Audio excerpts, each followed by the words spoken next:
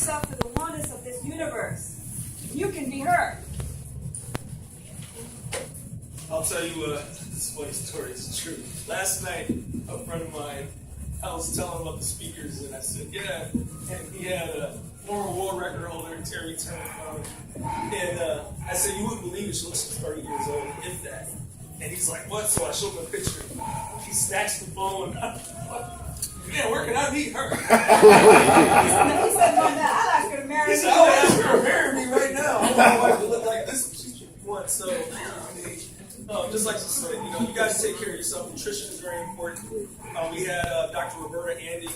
She came yesterday morning and she spoke to people that were here and had a fantastic presentation on proper nutrition, what to do leading up to a competition, what to do the day of a competition, how to prepare your meals for travel if you're heading over to a competition, so on and so forth. So we actually have that PowerPoint presentation.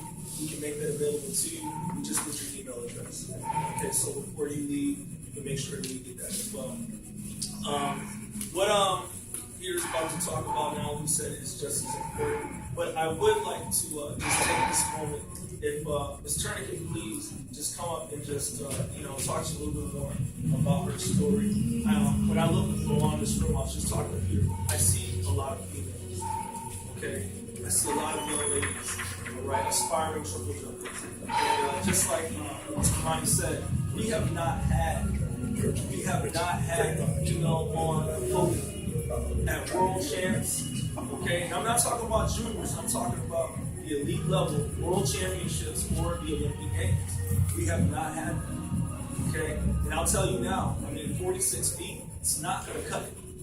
And I know some of you guys are aspiring and saying, I want to jump 46 and I want to jump this. 46 feet is not going to cut it. That will not get you into the final. Okay, it won't. I'll tell you a story on that. In one of my previous careers, I was an agent, a track and field agent. And one of the athletes that was in our group was Kiombe Hurd. And you know Kiombe. Kiombe was the American record holder. We went to nationals to qualify for world championships, or I think it was an Olympic year. It may have been an Olympic year. She may have won, but she couldn't get the A standard. So that tells you a whole lot right there. We really have to step it up. And that's why we are doing this, because we know the talent is here. And we know there are coaches out there that want to learn to coach that talent. But the talent has to want it first. And you have to not just want to jump far. You have to live and breathe this event. You really have to want it. It has to be so much a part of you that everything you do is geared toward being the best you can be. And even better than you think you can be at this one thing. Doing that enables you to be as good at so many other things in your life. This is just a beginning point for you. So remember that, please. Okay? We need to see that one word that kept coming up on Thursday night's presentation. We really ought to put it on that board in big capital letters. It's passion. Passion. These are old guys that spoke to us, and they're still doing it, still dreaming it. And they're just still living that. That energy is just still in them. I'll say something quick, because I just went to this banquet thing this morning for high school athletes, but they honored some other people. One of the people they honored was Zena Garrison. Now, if you're under the age of 40, you probably don't know who Zena Garrison is, but she was a very good professional tennis player, and she came from the area right south of TSU, Ryan Elementary, Yates High School. Played at McGregor Park, where her dad taught people tennis. McGregor Park over there, and as she and the other boy with her were saying, McGregor Park tennis courts, we thought that was the world. It's kind of like playing tennis here compared to a real tennis court. She started her own foundation to help kids in that area still play, and they go on and play. But she and everybody else there today, Sam Rice athletes, professional athletes there, that once you quit, first of all, you never quit being an athlete. And you never quit using the lessons you learned from being an athlete. Dedication, hard work, helps in academics, helps in other things you do in life, helps in your relationships, and your family, on until the end of your life. And I was so thrilled to see her, shining example of that. And it doesn't matter what sport you do. but they all had the passion in that particular sport. There's a basketball player, a football player, and her in tennis. You triple jump, same thing. So let this camp, let today, let this weekend be a starting point for you. If you didn't have that inside you, I hope this sparks it. I hope this ignites something inside of you, that fire in your belly that will allow you to go ahead and take that next step. Whether it be eating properly, getting the right amount of sleep, listening to your coaches, listening to your parents, doing what you need to do to accomplish your task. Okay? And she talked about the talent. I believe that talent is in this room. I really do. I believe that somebody in this room can go on and go to the and do something. Okay, so we're going to have somebody that's been to the mountaintop talk to you and impart some knowledge on you, and hopefully it'll allow you to get your mind in that right place. So please join me.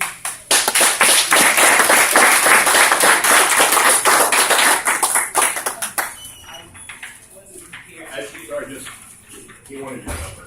So I gave it.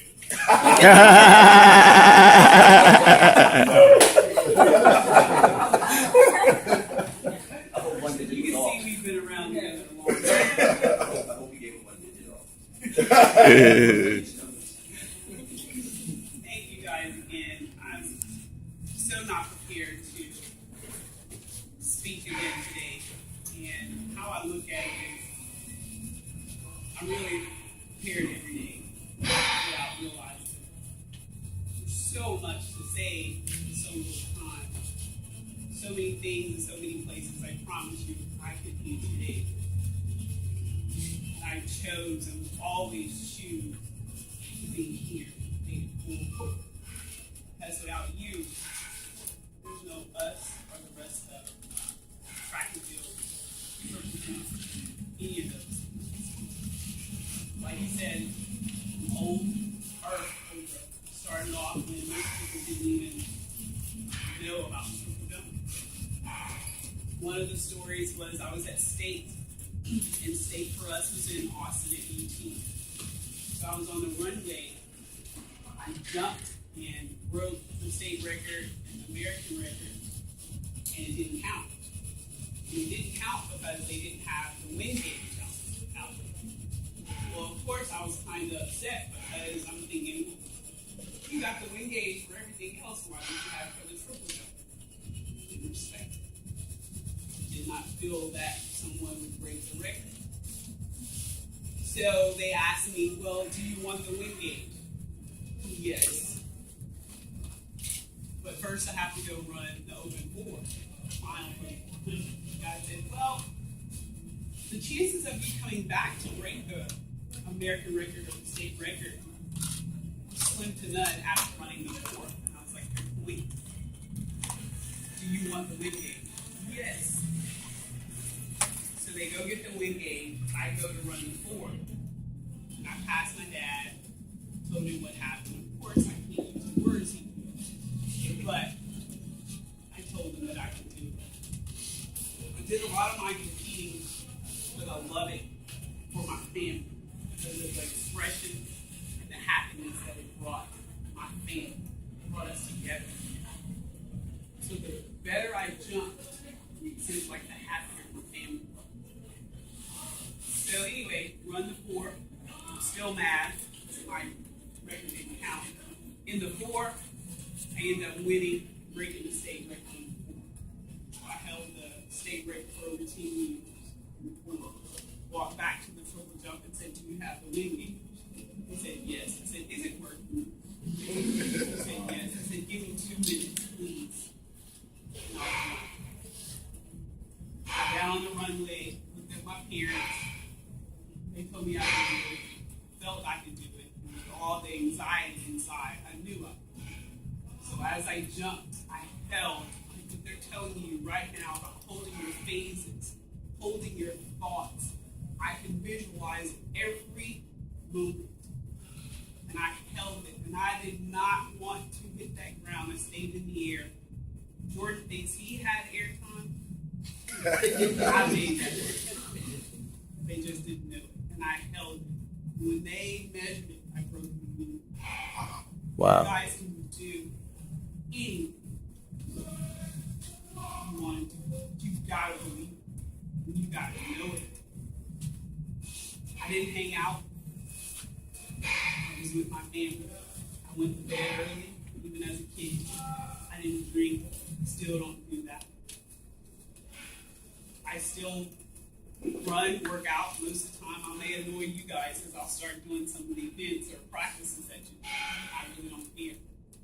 It's about always trying to do better. I can't ask you guys to do anything that I haven't done or I won't do.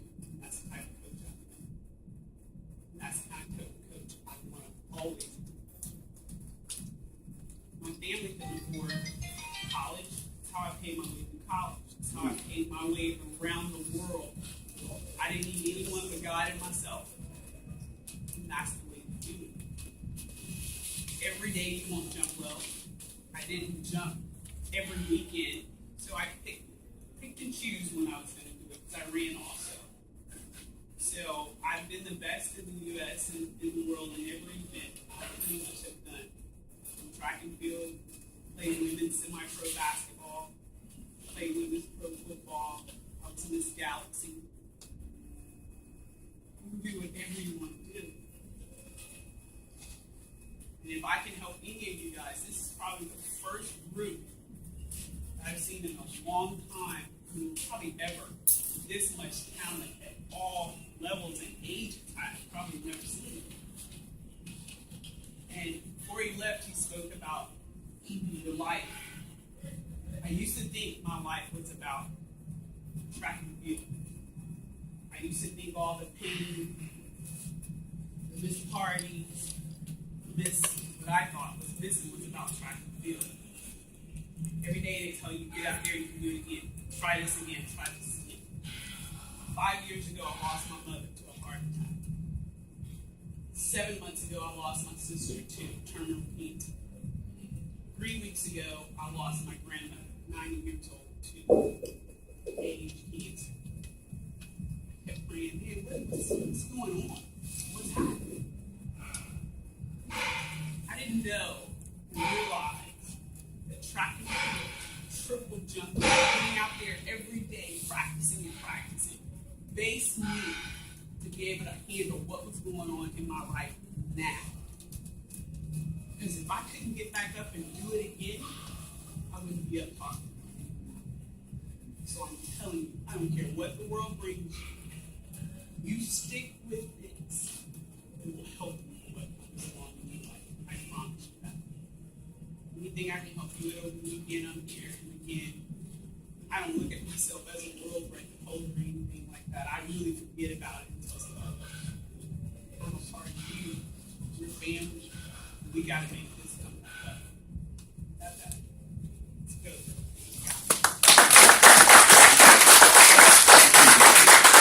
With Coach Pratt said something yesterday about the intensity and aggression as far as training, or as far as competing is concerned. I have my favorite Terry Turner story. Favorite Terry. I mean, there's many of them. I've seen him compete many times. At one time, TSU Relays was the fourth largest relay meeting in the United States of America. This year was, the competitions were over, all the running competitions were over, there's only the women's long jump left. And there was 3 girls that would jump over 21 feet. I had an athlete that was one of those girls. She ended up on her 6th jump, she jumped 21 forward. So she steps out of the pit and she dances to the crowd, And I was like, Terry Turner still has to jump. You just lost the competition right there because you insulted the champion. Sure enough, Terry Turner gets on the runway, jumps 21.8, 21.9, and wins the competition. And guess what she got out? Dance right back in front of them. So that's what it takes. It's a give and take. So, even though you're friends with your competitors on the runway and in a competition, but you have to respect each other. After the competition's over, y'all go talk and share each other's secrets and go from there. So that's my favorite Terry Turner story. Good job.